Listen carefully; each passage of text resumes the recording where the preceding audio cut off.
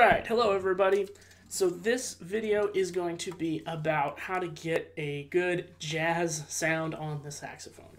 There's two things that I want to go over today, one of them being embouchure and the other one being airspeed. So I'm going to go over embouchure first because that's a simpler one. So when we were first learning how to play saxophone, we were taught that you had to curl your bottom lip over, like pretend this is the teeth, your bottom lip is over the teeth like this, protecting it, right? This kind of thing, which in classical playing is totally the norm and what you should do.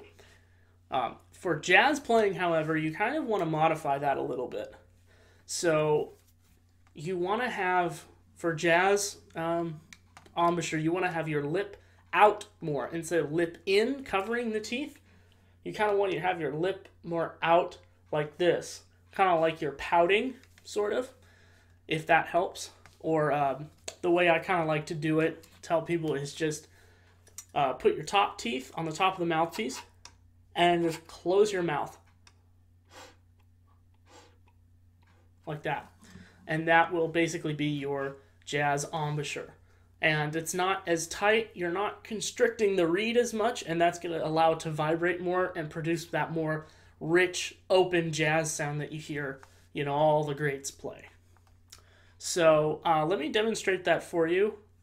First one is going to be the lip-in classical embouchure. I am still using a jazz mouthpiece, but it's going to sound more classical because I'm playing with more of a lip-in, closed-off classical embouchure.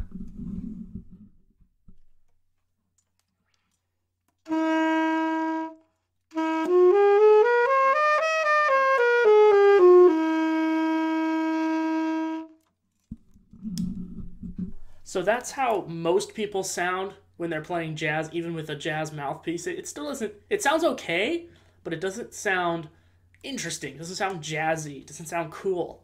It kind of sounds meh. Like, it doesn't sound that good for jazz. Like, if you hear somebody like Kenny Garrett play, or you hear Charlie Parker play, or you hear Paul Desmond play, and they don't have that. They have that nice, open, round, big sound. They don't have this small kind of classical, you know, pea shooter sound. So this is going to be the embouchure that is more jazz with the lip out.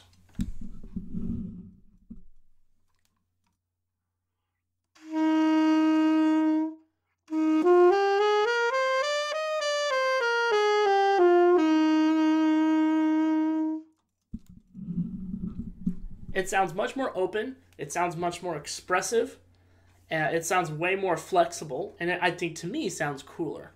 So that's the first step in getting that nice jazz sound. The second step, to me, is the way your air is directed through the instrument.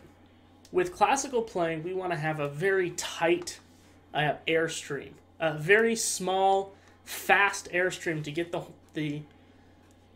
the air through the horn as fast as possible to get that clear tone.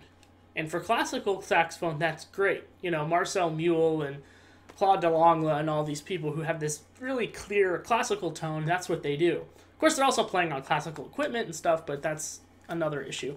But with jazz, you don't really want that. And there's varying degrees of this, but generally speaking, you want to have a wider air column, a wider, fatter air column. Because that's going to be more flexible. It's going to sound, again, more expressive and more open. You want to have that nice open sound when you play jazz, not a closed-off, pinched, fast sound. You want a manipulative sound, one that you can manipulate, and you want something that is nice and big and open. So those two things kind of sound like this. And I'm going to play with the jazz lip-out embouchure also. This first one is going to be the classical airstream.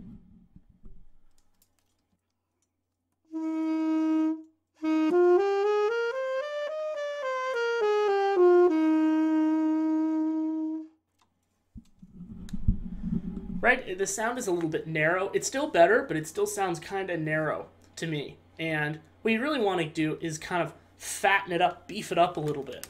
And this is with the more fatter jazz airstream.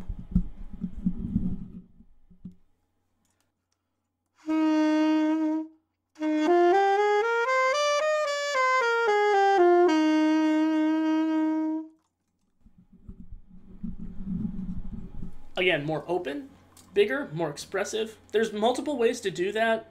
It's all about voicing, and for me, when I play, I'm always thinking of, with classical, you always want to keep the sound in the front of your mouth more, and in jazz, you kind of want to keep it in the middle or the back. It's kind of the difference between, like, if you hear the French language versus German language, or the English language or something, where German and English are more formed in the back of your throat or the middle, rather than, you know, French, it's that's how they talk, because it's all up here in the front. And that's one way you can think about it. Another way that guys tend to do this is they puff their cheeks a little bit, kind of like that. I mean, most teachers say don't do that, but I've seen people do it and it works for them, so if that works for you, go ahead and do it. It doesn't really work that well for me, but if it works for you, go ahead and do it. Kirk Whalum is an example of a guy, tenor player, who, if you look up Kirk Whalum on YouTube, he has these big puffy cheeks, and I think that's how he gets that sound that he gets, which is really, I think, pretty cool. But, you know, if it works for you, go ahead and do it. But just think about, you know, widening your airstream, your air column a little bit. So let me play a little bit.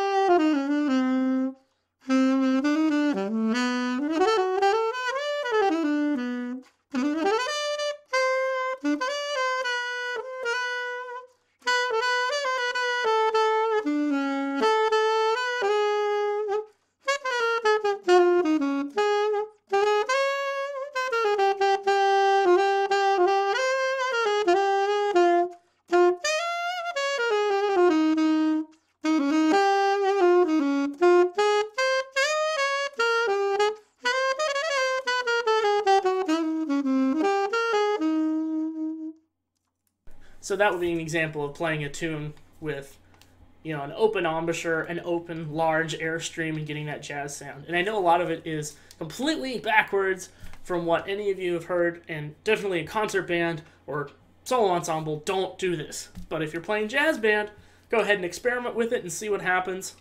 And your equipment, your mouthpiece also has a lot to do with it. Maybe I'll make a video explaining, like, how to pick a jazz mouthpiece, because that's important, and I know way too much about that. So look out for that in the future. So see you next time.